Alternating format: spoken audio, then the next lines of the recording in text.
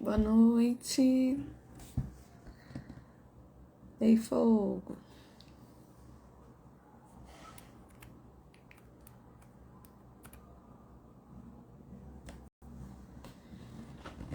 Boa noite para todo mundo. Hoje vamos falar aí um pouquinho se o laser é para tudo ou para todos, né? Oi, Ebert, tudo bem? Oi, Anderson, boa noite. Oi, Maila. Então, hoje vamos abordar aí sobre as contraindicações. Sejam bem-vindos, fico feliz que estejam aqui. Vi que já tiveram algumas perguntas lá nos comentários, anotei aqui para a gente poder responder também. E hoje é um tema bem difícil até de ser abordado, sabe? Porque nós temos poucas respostas comuns, pouco consenso, pouca bibliografia. Então, falar das contraindicações aí da fotobiomodulação é um tema bem complicado, assim, delicado, né? Não diria complicado, mas um pouco delicado. E aí, se vocês estão passando aqui pela primeira vez, estamos começando mais uma live aí das 21 horas.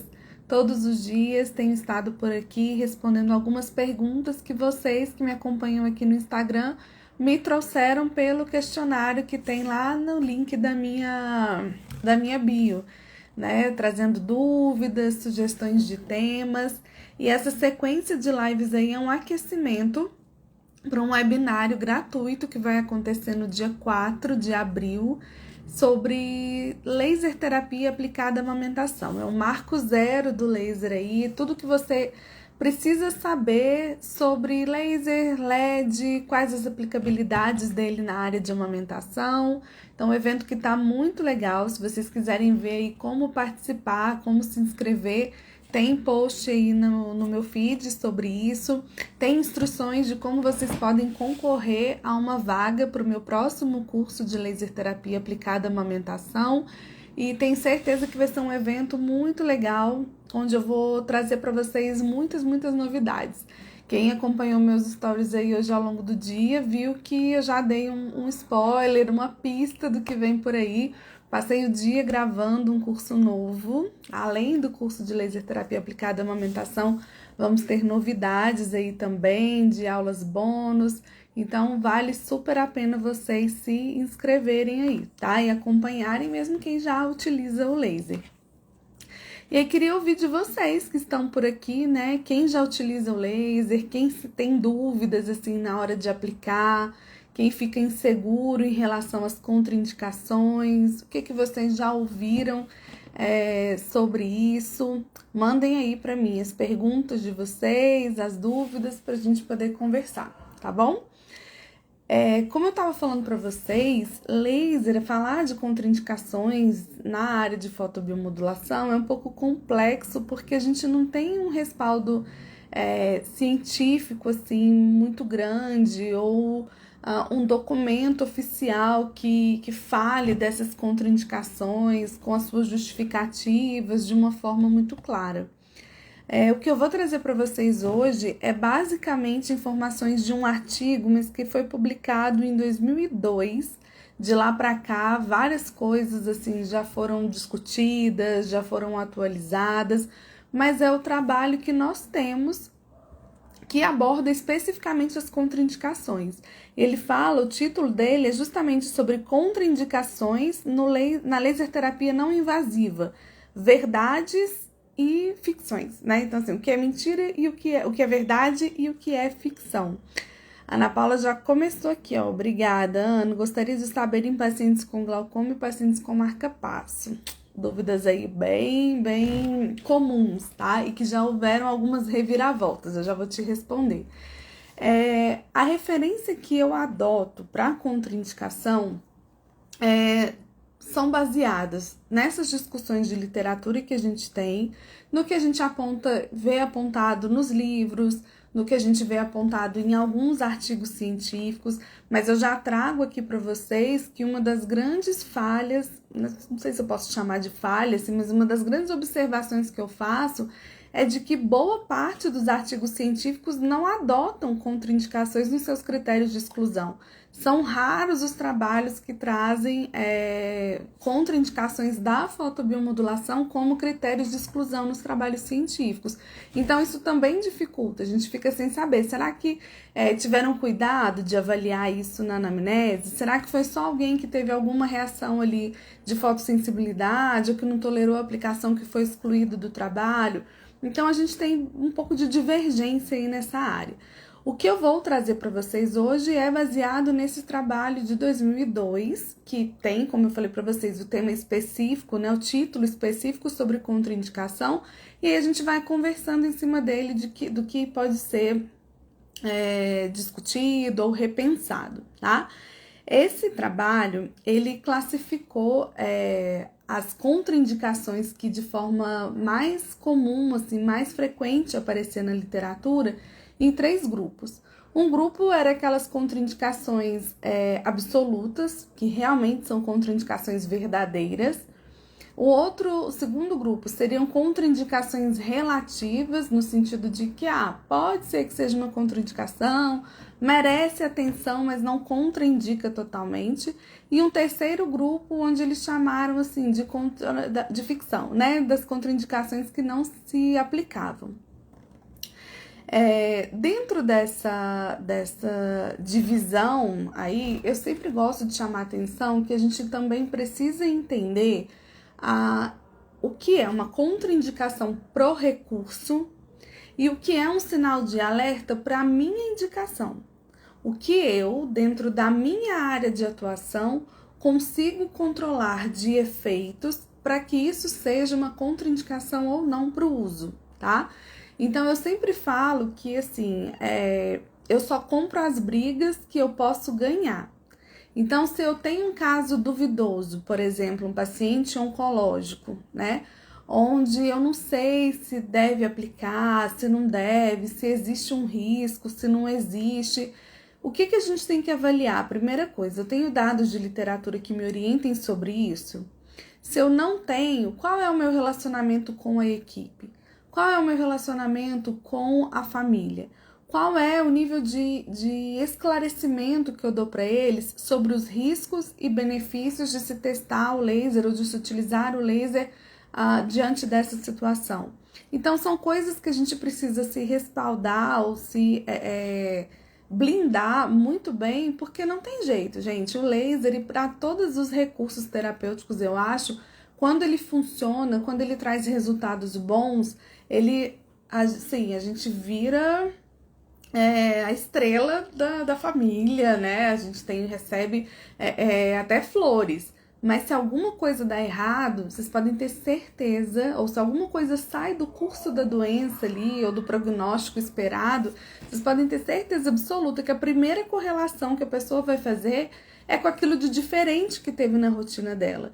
Então ela fala assim, será que não foi aquele laser que a consultora veio aqui e aplicou? Será que não foi aquele laser que a fono usou? Será que não foi aquele negocinho que ela pôs na pulseirinha lá do braço? Então, a gente tem que entender também quais são os parâmetros que eu consigo controlar dentro da minha área e quais os parâmetros que outras profissionais da saúde, que outras áreas conseguem acompanhar, tá bom? Então, por exemplo, o ILIB para pressão arterial pode ser um bom recurso para reduzir.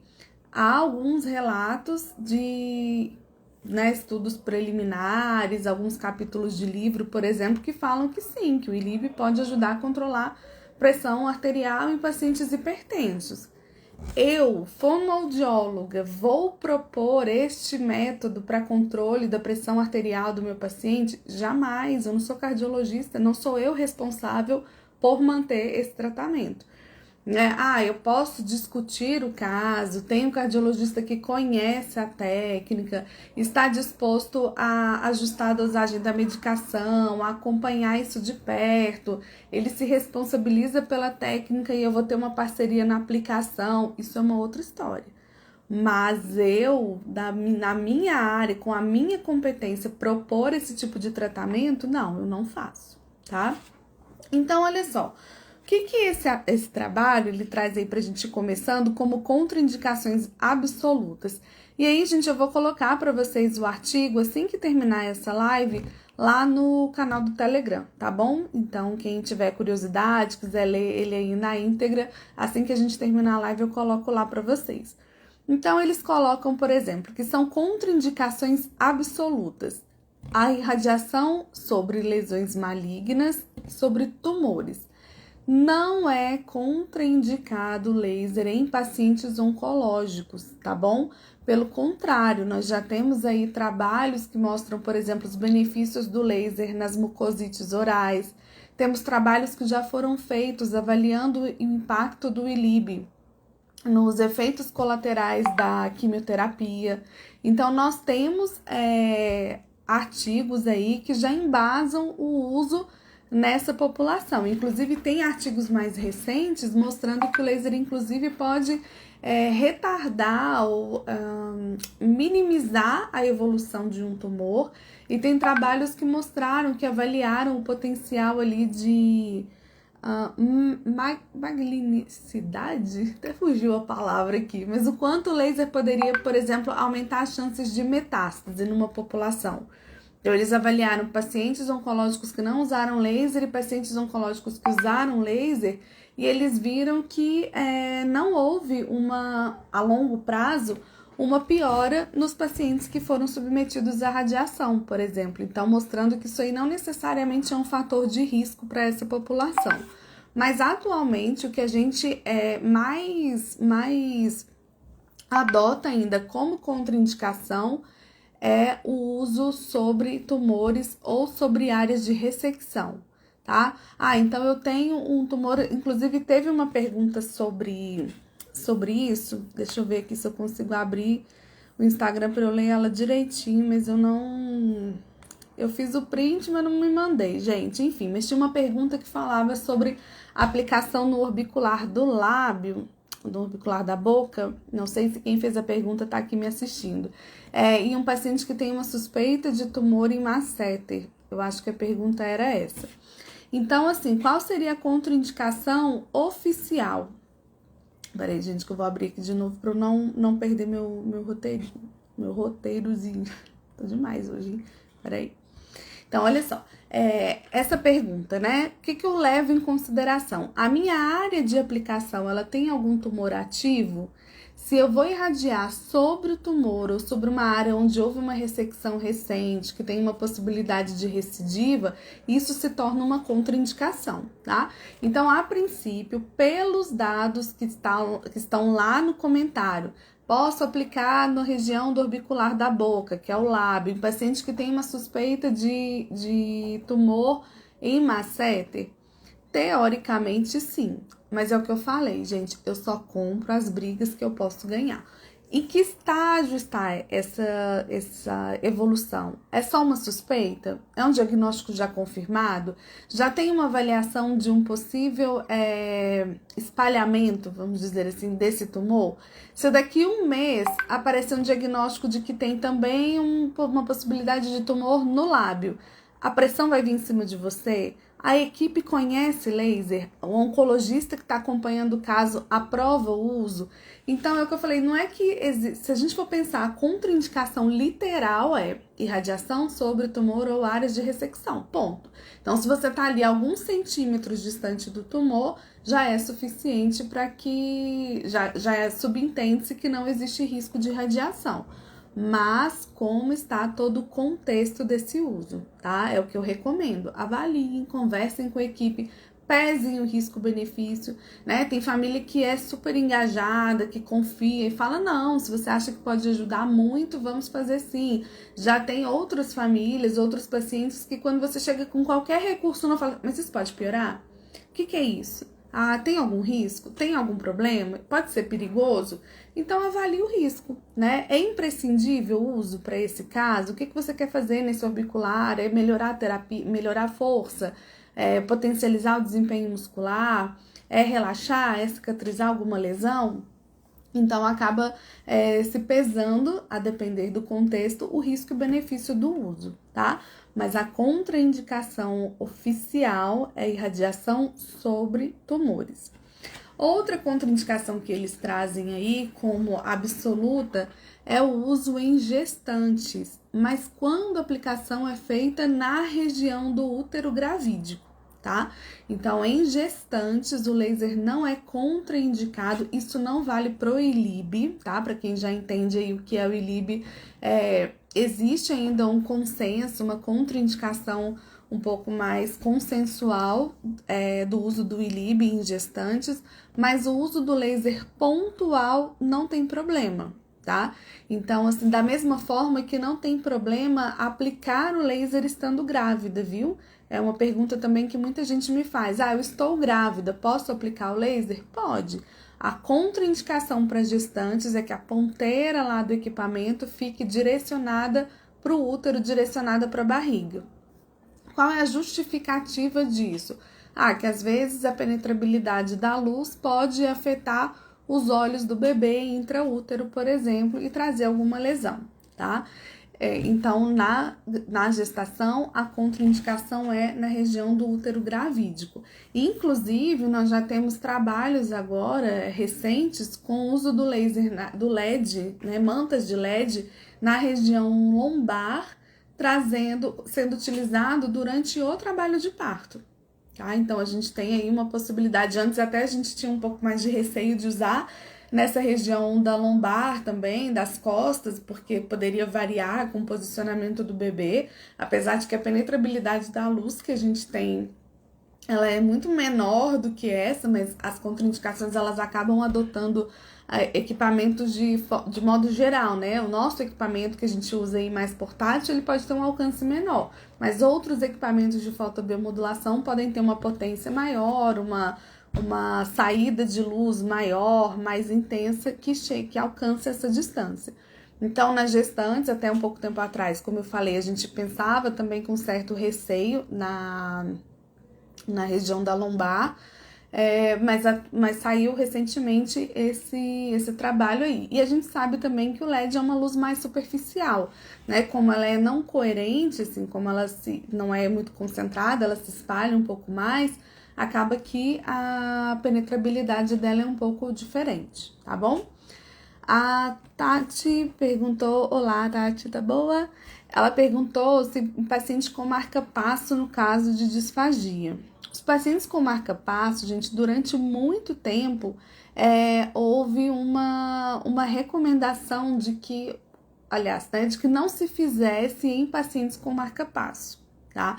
Porque falavam de interações de ondas eletromagnéticas que poderia desconfigurar o equipamento, alterar o marcador. Então, tinha algumas justificativas assim voltadas para o ácido contraindicando o uso em marca-passo. Atualmente, essa contraindicação ela não vale mais, tá? O que tem uma certa precaução é a irradiação direto sobre o dispositivo, que a gente, pelo menos dentro da fonoaudiologia, dentro da amamentação, a gente nem teria por que irradiar essa região, assim, né? Não é comumente o nosso foco.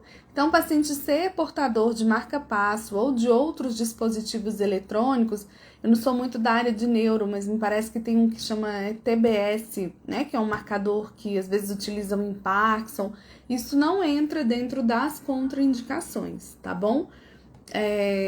A contraindicação seria para uma irradiação muito direta, mas inclusive a própria DMC, que é uma das empresas de laser, né, que lidera aí o mercado, que é bastante respeitado, elas emitiram uma nota oficial dizendo que o núcleo científico deles atestava que não havia problema usar o laser em pacientes com marca-passo. Eu não sei se no site deles ainda encontra. Se eu tiver aqui essa declaração, eu mando para vocês lá no Telegram também, tá? Vou procurar aqui no computador, mas existiu esse comunicado aí. Então, marca-passo não é mais uma contraindicação para fotobiomodulação, tá bom? Deixa eu voltar só lá na pergunta, gente, lá de cima, para ver se eu respondi tudo. Acho que foi a Então, ó, marca-passo, a Ana Paula também tinha perguntado, já deixo aqui respondido. A gente já vai falar do glaucoma também, tá? Então, marca-passo, aí, ó, oi, Paula, boa noite, comprei meu aparelho com a DMC. Isso, pode pedir até para o representante, eles têm esse documento aí mostrando, né, quando o núcleo no PEN lá emitiu. Houve uma outra pergunta aqui, olha, a Aline perguntou, e o ILIB para gestantes? Aline, não sei se você já tinha entrado, se a sua pergunta foi anterior, mas o ILIB, ele ainda é um pouco contraindicado para gestantes, tá? Mas, de novo, gente, eu, consultora de amamentação, eu, fonoaudióloga, não vou recomendar um ILIB para gestante. Mas eu sou um obstetra que pesquiso a fundo o uso do laser e quero testar nessa população, ou acho que pode trazer um recurso bom para minha paciente. É o risco dele, do profissional, tá? Por quê? Porque a gente não tem uma literatura que fale, nossa, não pode usar de jeito nenhum. Inclusive, a gente tem um trabalho com gestante que avaliou o efeito do ILIB sublingual, a aplicação do ILIB aqui, né, próximo das glândulas salivares, sublingual, trazendo efeitos positivos no controle da pressão arterial em pacientes com risco de eclâmpsia.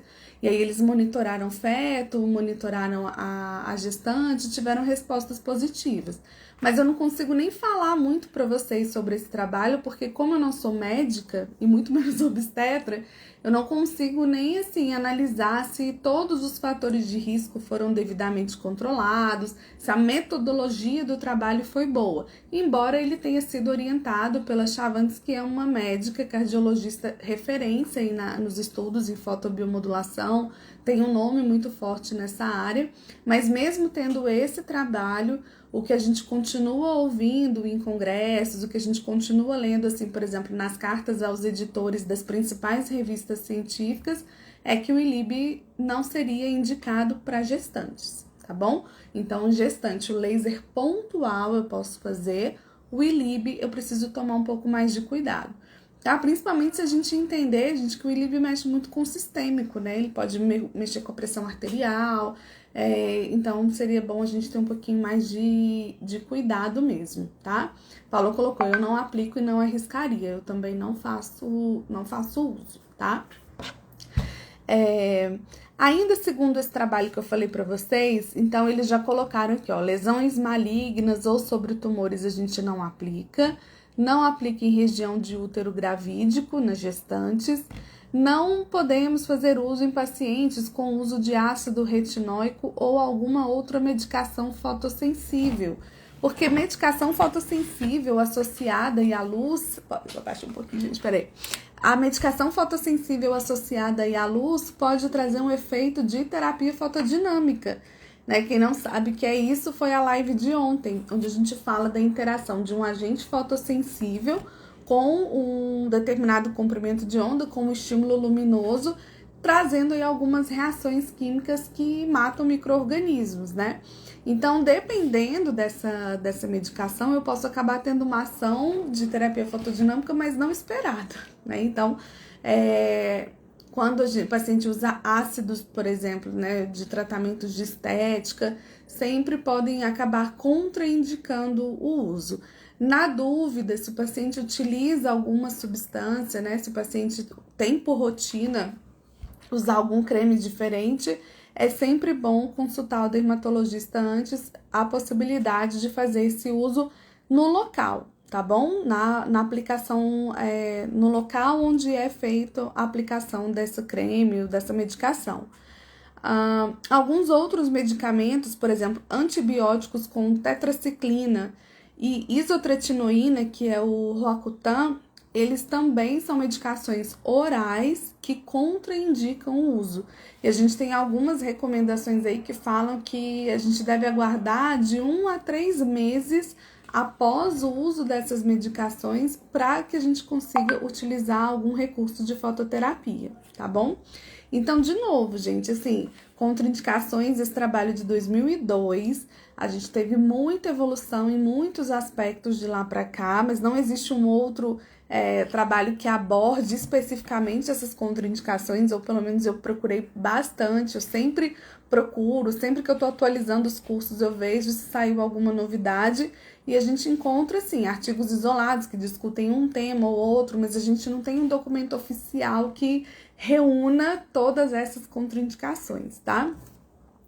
A Daniela perguntou, essa live ficou gravada? A de terapia fotodinâmica, se for ela, ficou sim, tá? Todas essas lives, gente, que nós estamos fazendo aqui, todos os dias, quase todos os dias, às 21 horas, elas estão ficando salvas, é só procurar aí no feed, tá? Sempre tem um post da propaganda, que a gente lança o tema no dia, e o vídeo do lado já é a live salva, tá bom?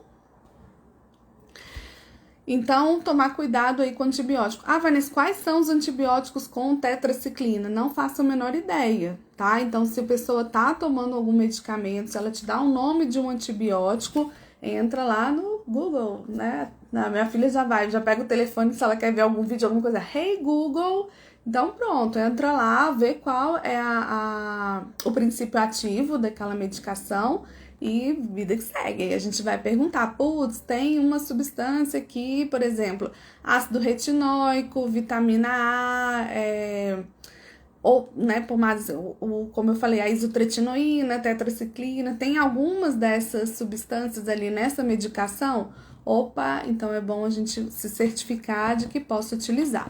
Nas medicações orais, como esses casos aí de antibióticos, né, da isotretinoína, a gente tem uma contraindicação mais globalzona. Cuidado para usar, por quê? Porque essa medicação está circulando ali no sangue com maior concentração.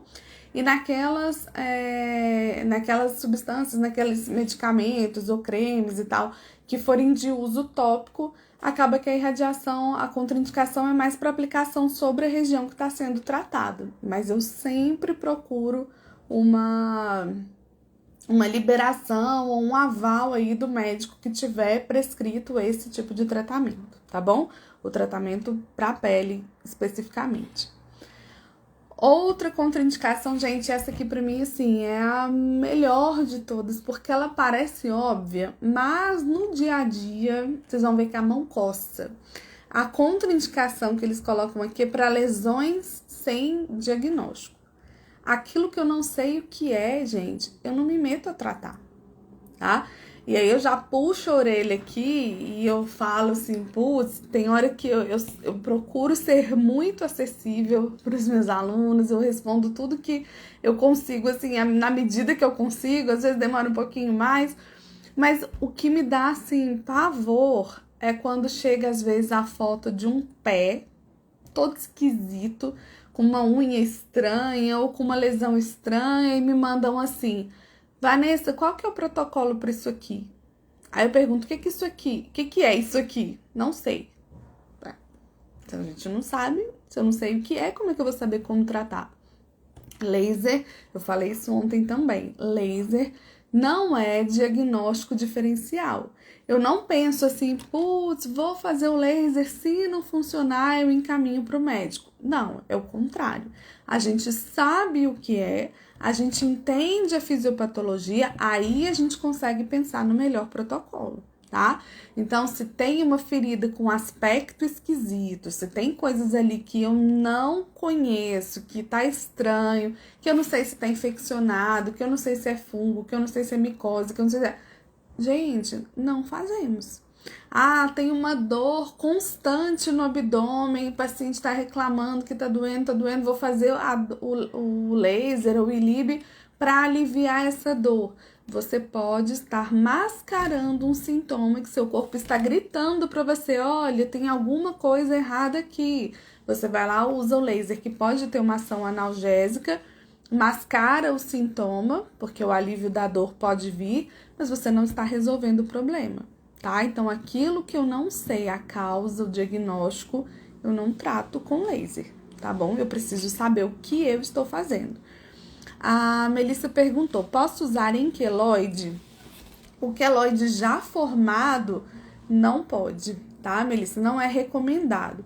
O que a gente entende é que, assim, o laser, o queloide já é uma proliferação tecidual desordenada. Se a gente coloca o laser ali numa intensidade, ou o laser tendo uma ação talvez aí que estimule essa proliferação tecidual, às vezes a gente pode até piorar o problema. Ah, mas eu poderia ter uma dose, assim, um raciocínio de que o laser poderia inibir esse processo? Até poderia, mas qual a dose ideal para isso? Até a gente chegar na inibição, a gente passa pela estimulação, né? Para quem já é da área, assim, a nossa lei do Arnold Schultz, ela mostra muito isso pra gente. Eu começo estimulando, alcanço um pico e a partir daí, se eu continuo dando energia, eu chego numa inibição. Mas cada tecido inibe com uma quantidade de joules diferentes. Como é que eu vou saber naquela pessoa, naquela lesão, naquele queloide, o que seria uma dose inibitória? Não é tão fácil assim da gente determinar. Mas o que a gente acredita, o que já se sabe? Pacientes que tenham tendência, uma predisposição à formação de queloide e que a gente utiliza a fotobiomodulação antes dele ser formado, então no momento ali num pós-operatório recente ou no momento recente depois dessa lesão, aí a tendência é que o processo de cicatrização ele aconteça de uma forma mais fisiológica e talvez nem se forme esse queloide. Mas quando já tá ali, não vale irradiar, tá? A Paula perguntou qual o nome do grupo no Telegram. Eu acho que o nome é o meu nome mesmo, Almico, gente, não sei, mas olha, se você for lá na bio, né, embaixo do meu nome, assim, quando entra no perfil do Instagram, é só clicar lá, tem Conecta Bio, e aí vocês clicando lá já vai ter o link direto pro Telegram, tá? Se vocês não encontrar, ou se mais alguém não encontrar, me manda aqui uma mensagem no direct mesmo, que assim que terminar eu mando pra vocês. Mas acho que é o meu nome mesmo, Vanessa Molfron, só. Se a Mayla estiver por aí, ela me socorre. Bom, então isso aqui é o que eles trazem como contraindicações absolutas. O que eles colocam lá como contraindicações relativas? Ou seja, vamos avaliar o risco-benefício. Primeiro, condições febris e doenças infecciosas. Eu não sou muito a favor de utilizar o laser com a pessoa com febre, tá? Por quê? Porque a febre ela é um processo inflamatório, é uma reação do nosso organismo numa tentativa de combater aquele corpo estranho, de combater algo que está nos adoecendo. Quando o corpo eleva a temperatura, ele é um mecanismo de defesa no sentido de, entre aspas, exterminar esses micro-organismos ou esse agente que está nos fazendo mal.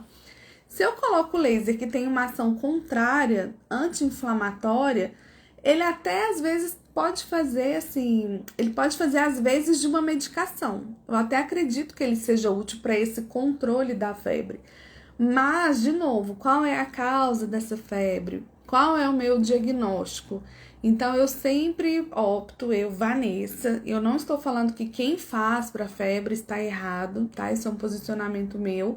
Eu, particularmente, se tem febre, eu evito ao máximo oferecer alguma medicação, né? Principalmente se ela estiver ali controlada. Se for em criança, então, e as crianças estiverem bem dispostas, eu vou monitorando, mas eu não parto para o ataque logo para tratar essa febre, tá?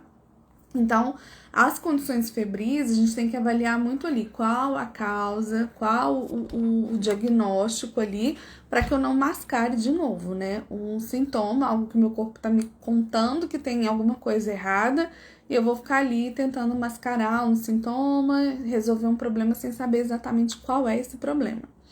Doenças infecciosas, também a gente depende qual é a doença, né? A gente fala muitas vezes do ILIB para uma melhora da imunidade, mas como que ele age nesse sistema imunológico?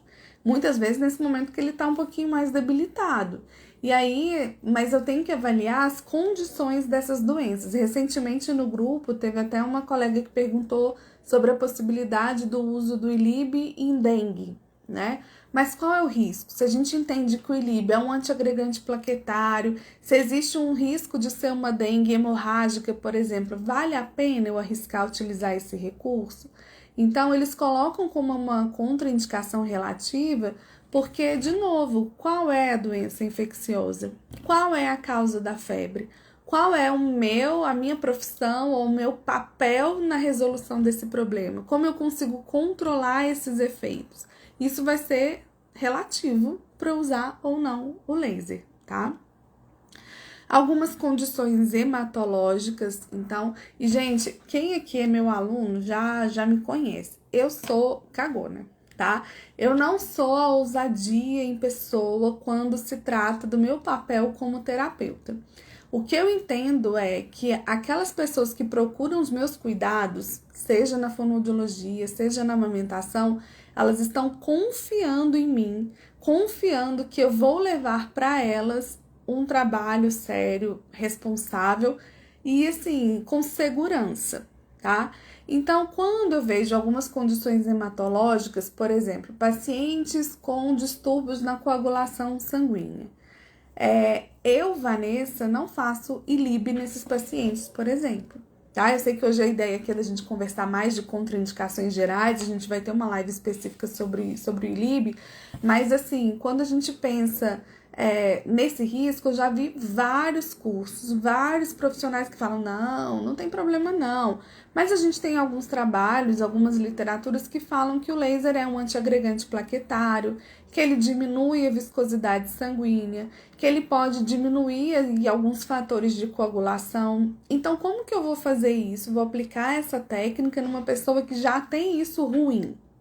É a minha visão. Por quê? Porque eu não sou médica, eu não controlo, eu não vou poder pedir um exame de sangue para poder controlar os efeitos disso, se eu estou colocando o paciente em risco ou se eu não estou, tá? Então, a gente tem que tomar muito cuidado e ser muito responsável com as indicações que a gente faz, tá bom? A Daniele colocou melhor professora de... Ai, gente, que lindeza!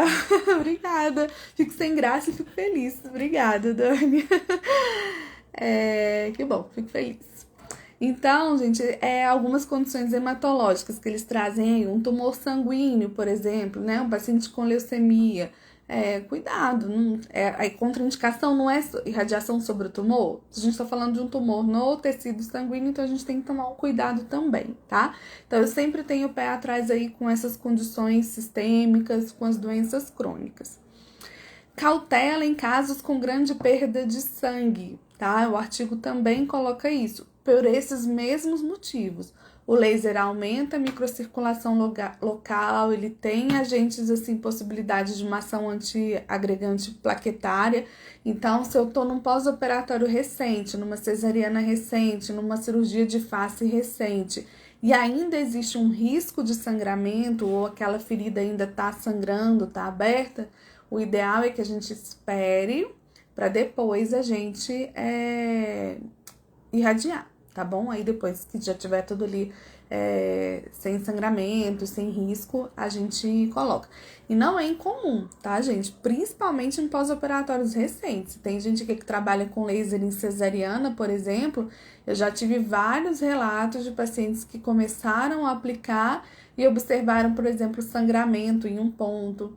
Não é que isso é uma contraindicação, tá, gente? Que foi um erro de aplicação, não é isso.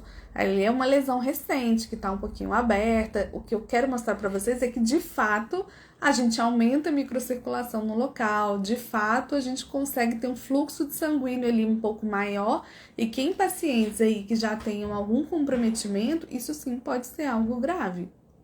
Então, por isso que tá aqui nas contraindicações relativas e não absolutas.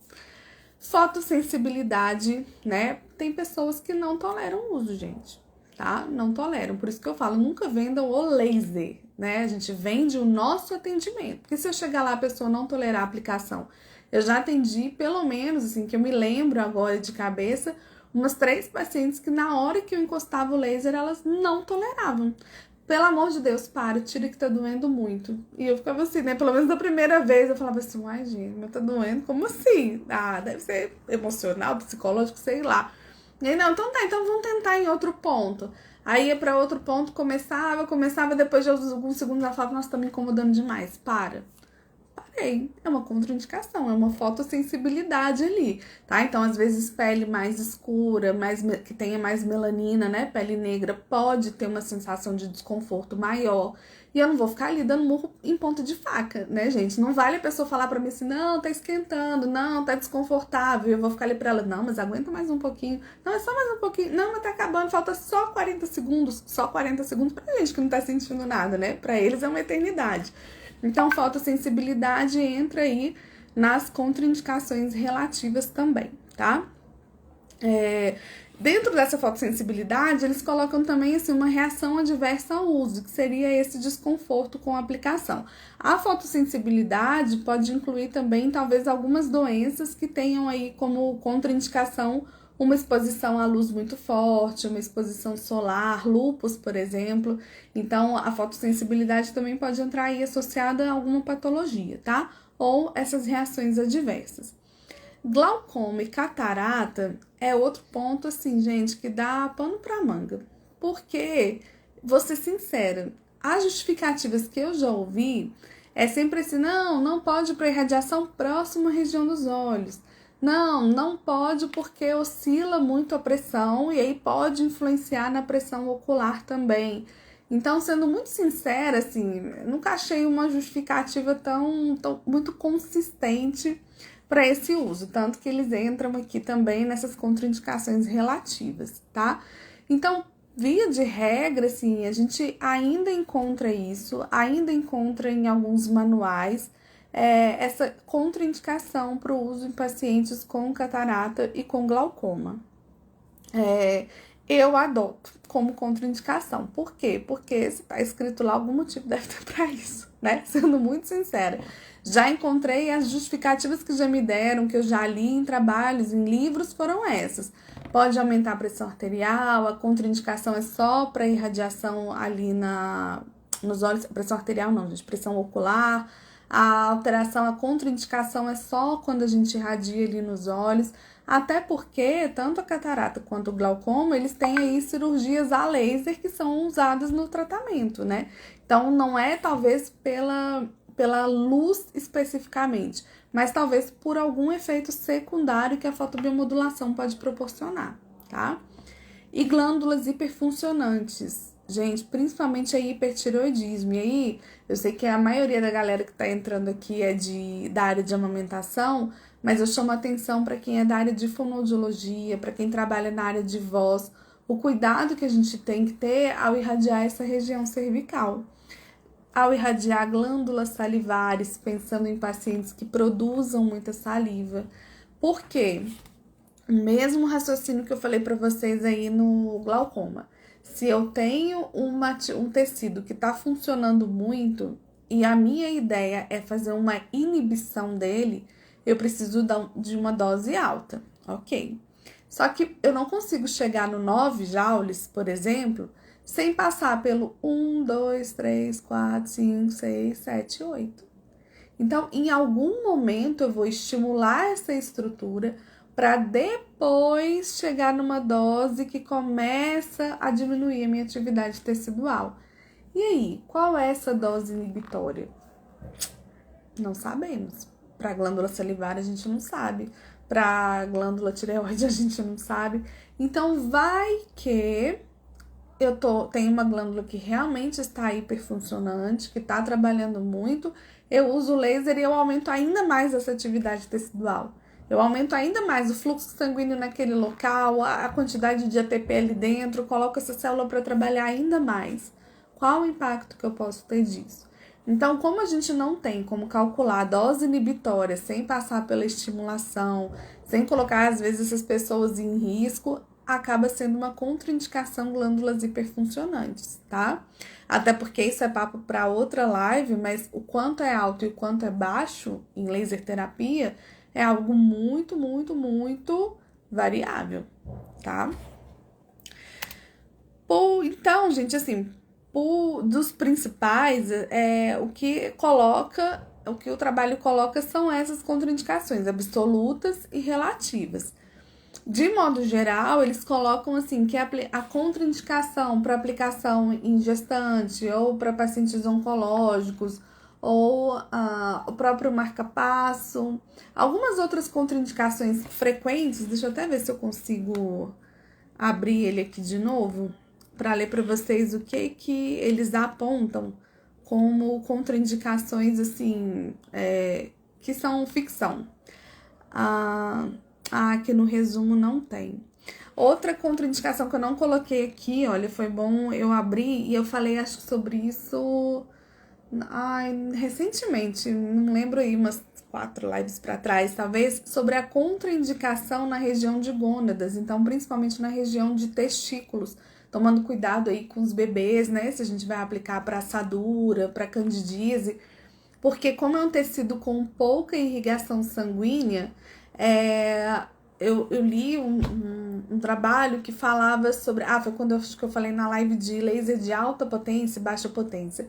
Como é um tecido com pouca quantidade de sangue, ele tem menos chance de dissipar a energia, o calor recebido com a fotobiomodulação. Então, acaba tendo um risco maior aí de dano tecidual e até de esterilidade. Então, gônadas também entra aí numa contraindicação. Pacientes com epilepsia, por exemplo, entrava como contraindicação. Hoje em dia a gente já sabe que isso é um risco só se ele tem alguma crise que possa ser desencadeada pelo estímulo luminoso, por exemplo, tá bom? Pessoal, me mandem aí, eu vou abrindo aqui só para ver se tem alguma outra coisa que eu esqueci de falar para vocês. Me mandem aí dúvidas, estão gostando, estão acompanhando as outras lives. Quer ver? Eu quero ver se eu acho aqui para vocês.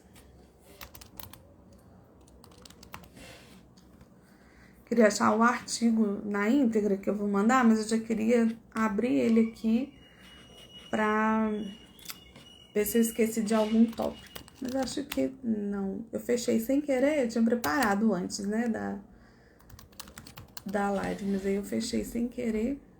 Já viram, né?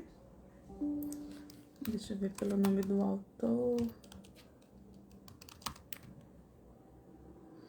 Melissa, adorando o seu conteúdo, que bom, fico feliz. Ai, gente, não tô achando fácil aqui, mas acredito que são esses os pontos principais mesmo. Ó, então, considerando, lendo o resuminho aqui pra vocês, né, durante a gravidez. E, gente, apareceu alguma mensagem aqui que eu não vi o que é, de ao vivo. Espero que não seja, tipo, tá acabando. Enfim. As contraindicações duvidosas com certas condições são as seguintes: febres e doenças infecciosas, doenças do sangue, grande perda, irradiação da região das gônadas. Aí tá aqui, outras contraindicações relatadas na literatura são consideradas incorretas. Então, acho que basicamente das que são verdadeiras, são essas aí que nós abordamos, tá? Dentro dos comentários, alguém tinha me falado sobre o ILIB e o desconforto na mão, ou um edema na mão após a aplicação. E o que poderia ser isso? É muito difícil, assim, né? Só com esse dado, a gente pensar em alguma correlação, seria o ideal a gente entender por que estava fazendo o ILIB, qual era o objetivo terapêutico. Quer ver? Olha, foi a Amanda. Sempre que faço o ILIB em mim, eu sinto um pouco de dor na região que aplico e também sinto algo diferente no corpo durante. Sempre pergunto para outras pessoas se sentem também e ninguém sente nada. Você já viu esse relato? O que pode significar? Não sei se a Amanda está aqui ou se ela vai assistir depois. Eu não vejo esse relato. O relato assim, de reações adversas que eu já vi do ILIB foi bem diferente do esperado. Foi uma aluna que sempre que fazia, ou fazia um paciente, eu não me lembro, ela percebia um aumento da pressão arterial. Então, olha só, nem é esperado, a gente acredita que ele vai diminuir, mas ela observava um aumento da pressão arterial. E normalmente, sim, é mais uma sensação de moleza, de sonolência, nunca nenhuma reação adversa mesmo ao uso, tá? Já tive pessoas que relataram, às vezes, um pouco de taquicardia, de ao invés de ter essa sensação de relaxamento, de ficarem mais agitadas. Mas essa questão ali do desconforto na região, eu nunca vi esse relato. que eu acredito que pode ser? Ele fica durante muito tempo num único ponto. Sempre que faço, sempre são muitas vezes, né? Mas o que eu pensaria? Será que essa pulseira não tá muito apertada? Será que o posicionamento dela às vezes não tá em cima de alguma terminação nervosa, alguma coisa que justifique esse desconforto? Mas de modo geral, assim, né? Pelo comentário, sempre que faço o ILIB, parece que é algo que vem se repetindo. E eu não consegui ainda, né, nesse tempinho que eu pensei sobre essa pergunta, achar uma possível correlação. Então, eu sinto algo diferente no corpo, o que é diferente? Será que é essa sensação aí que pode justificar um aumento da pressão arterial? Então, Amanda, se você estiver por aí, me esclarece um pouquinho mais, senão é difícil, porque o que é o algo diferente? Né? Às vezes é um algo diferente que dá uma moleza, uma sonolência, beleza, isso é esperado. Algumas pessoas têm um pouquinho mais de sudorese, tá dentro do que a gente vê como comum. Mas às vezes é uma tontura, uma indisposição, aí não, aí a gente já precisaria investigar melhor, tá? A Camis Brasil perguntou: pode usar na região laríngea e orbicular dos lábios em idoso com sinal cancerígeno próximo ao masseter? Já respondi lá no comecinho, né? E a Ana, tá aí, né? A Ana falou sobre o uso da fotobiomodulação em pacientes com glaucoma.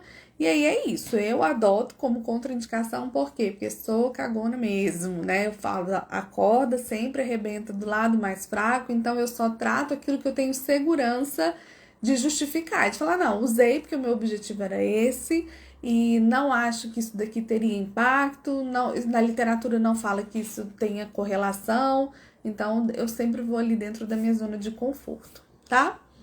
Certo, pessoal? Mais dúvidas? Não? Comentários? Sugestões de temas para as próximas lives, por favor, coloquem lá no meu linkzinho lá da bio, né, no questionário, porque a minha ideia é continuar vindo aqui, conversar, adoro, olha, sempre passa super rápido, o tempo voa quando eu tô aqui falando, gosto muito de falar sobre esse tema, fico muito feliz quando vocês interagem aqui comigo. Então, só para relembrar, dia 4 de abril, vamos ter um evento aí, o Marco Zero da Laser Terapia em Amamentação. Marca lá no meu post sobre o evento todas as consultoras de amamentação que vocês conhecem, profissionais do cuidado de saúde materno-infantil que ainda não utilizam laser, que querem conhecer sobre esse recurso, me ajudem aí a divulgar essa aula, porque eu acho que quanto mais gente dessa assistência materno-infantil conhecer esse recurso, conhecer os benefícios que ele pode trazer aí para otimizar a nossa prática, melhor vai ser a nossa assistência, né? E mais pessoas vão ser beneficiadas com isso, tá?